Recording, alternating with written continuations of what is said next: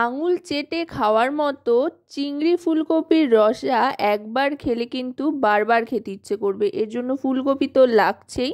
ফুলকপিগুলোকে মাঝারি সাইজের কেটে নিয়ে তারপর জলে একটু সেদ্ধ করে নিচ্ছি। একদম কিন্তু ফোটাবেন না, সামান্য একটু ভাপিয়ে নেওয়ার মতো আর কি। ফুলকপি সেদ্ধ করার জন্য আমরা যদি জলে ফুটিয়ে নিই তাহলে কিন্তু ফুলকপিটা একেবারে ঘ্যাদঘ্যাদে নরম হয়ে যায়, তাতে করে কিন্তু রান্নার স্বাদ কমে আসে, খুব একটা ভালো লাগে না। তাই ফুলকপিগুলো একটু গরম জলে ভাপিয়ে নিচ্ছি, শক্ত থাকা অবস্থাতেই তুলে নেব। তারপরে কড়াইতে সাদা তেল গরম করে বেশ খানিকটা ডুমো ডুমো করে কেটে রাখা আলু দিয়ে ভেজে নিচ্ছি। আলুটা আগে ভেজে নিচ্ছি, তাতে করে কড়াইটা বেশ তেলতেলে হয়ে যাবে। এরপরে যেটাই দেব ভাজার জন্য সেটা অনেক তাড়াতাড়ি সুবিধাজনকভাবে ভেজে নেওয়া যাবে। আলুটা ভালো করে ভেজে নিচ্ছি। আলুটা দেখুন লালচে রং কিন্তু ধরতে আরম্ভ করেছে। গ্যাসের ফ্লেমটা মিডিয়াম টু হাইতে রেখে আলুটা ভেজে নেব। আলুগুলো ভাজা হয়ে গিয়েছে, এবার আস্তে আস্তে তেল ছেঁকে তুলে নিচ্ছি। আলুগুলো তুলে নেওয়ার পর আরেকটু তেল অ্যাড করব, 1 চামচ মতো তেল অ্যাড করে এবার ফুলকপিগুলো দিয়ে দিলাম। এবার ফুলকপিগুলো ভালো করে ভেজে নেব, যেটা সামান্য একটু ভাপিয়ে রেখেছিলাম সেই ফুলকপিটা দিয়ে এবার ভেজে নিচ্ছি। দেখুন আমি কিন্তু ফুলকপিগুলো খুব একটা ভাজছি না, তবে আপনারা চাইলে কিন্তু লালচে করে ভেজে নিতেই পারেন, সেটা আপনারা আপনাদের ইচ্ছে মতো করে নিতে পারেন। ফুলকপিগুলো ভাজা হয়ে গিয়েছে, এবার ফুলকপিটাও তুলে নিচ্ছি। দেখুন ফুলকপি ভাজার পর কিন্তু তেল একেবারেই কমে গিয়েছে, যেহেতু বা নেই বলতে গেলে, তাই 2 চামচ মতো তেল দিচ্ছি। খুব বেশি তেল এখন দিচ্ছি না, কারণ ফুলকপি দেওয়ার পর ফুলকপি থেকেও কিন্তু খানিকটা তেল ছাড়বে, তাই অল্প তেল দিয়ে সাদা তেলে ফোড়ন হিসেবে এবার দিয়ে দিচ্ছি সাদা জিরে, আর তার সাথে দিয়ে দিচ্ছি তেজপাতা। জিরে তেজপাতাটা একটু লালচে রং ধরে আসলে দিয়ে দেব বেশ খানিকটা পরিমাণে পেঁয়াজ। পেঁয়াজটা এখানে স্লাইস করে কেটে নিয়েছি, পাতলা পাতলা সরু সরু করে। পেঁয়াজটা ভাজতে থাকবো।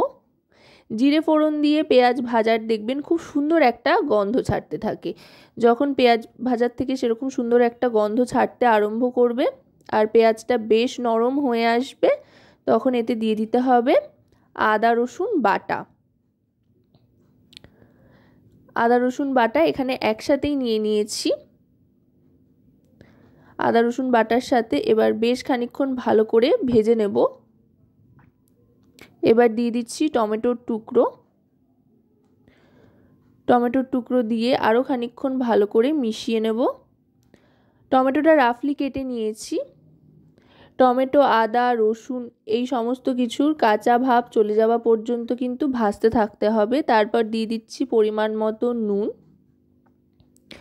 মোটামুটি ছোট চামচের 1 চামচ মতো নুন এখানে দিয়ে দিলাম, 1টা চামচ। এবার দিয়ে দিচ্ছি হলুদ গুঁড়ো 1 টিস্পুন পরিমাণে। তারপর দিয়ে দিচ্ছি Kashmiri red chilli powder 1 teaspoon পরিমাণে। এবার দিয়ে দেব জিরের গুঁড়ো আর ধনের গুঁড়ো, এই দুটোই 1 টিস্পুন করে দিয়ে দিচ্ছি। দিয়ে এবার ভালো করে মিশিয়ে নেব। দেখুন টমেটোগুলো কিন্তু গলতে আরম্ভ করেছে। গুঁড়ো মশলার সাথে বেশ খানিকক্ষণ মশলাটাকে কষিয়ে নিতে হবে।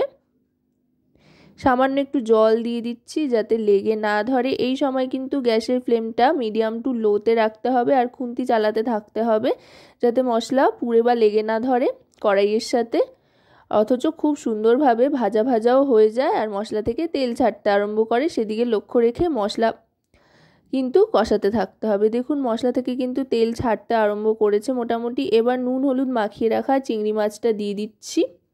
চিংড়ি মাছ আগে থাকতে ভেজে নিইনি, এখানে নুন হলুদ মাখিয়ে দিয়ে দিলাম।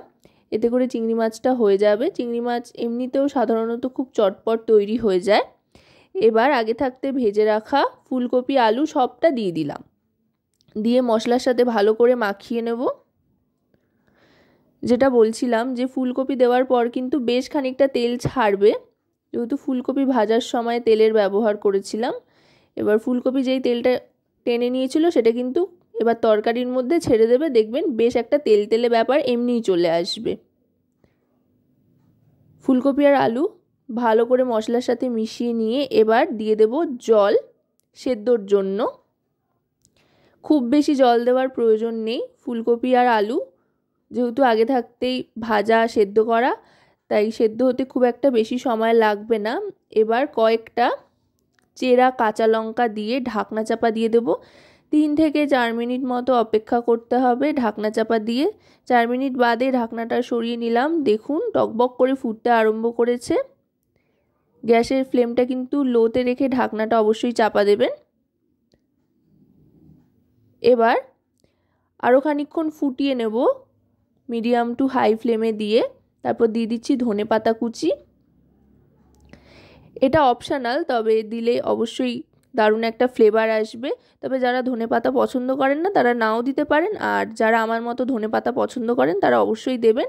খুব সুন্দর একটা ফ্লেভার আসে। ধনেপাতা কুচিটা দিয়ে ভালো করে মিশিয়ে নিচ্ছি। দেখুন দেখতে কিন্তু অসাধারণ হয়েছে। আরও খানিকক্ষণ ফুটিয়ে নেওয়ার পর দেখবেন ওপর থেকে কত সুন্দর তেল ভাসতে আরম্ভ করেছে। দেখুন তেল ভাসতে আরম্ভ করেছে, বেশ একটা লাল লাল ব্যাপার এসছে, দারুণ লাগছে দেখতে। এবার দিয়ে দিচ্ছি খুব সামান্য পরিমাণে শাহি গরম মশলার গুঁড়ো আর চিনি আর গরম মশলাটা শেষে কিন্তু অবশ্যই দেবেন, তাতে করে দারুণ সুন্দর একটা ফ্লেভার আসবে। এবার আরও খানিকক্ষণ ভালো করে মিশিয়ে ফুটিয়ে নেওয়ার পর 1 মিনিট স্ট্যান্ডিং টাইমে রেখে সার্ভ করে দিচ্ছি। তো রেসিপিটা কেমন লাগলো অবশ্যই জানাবেন।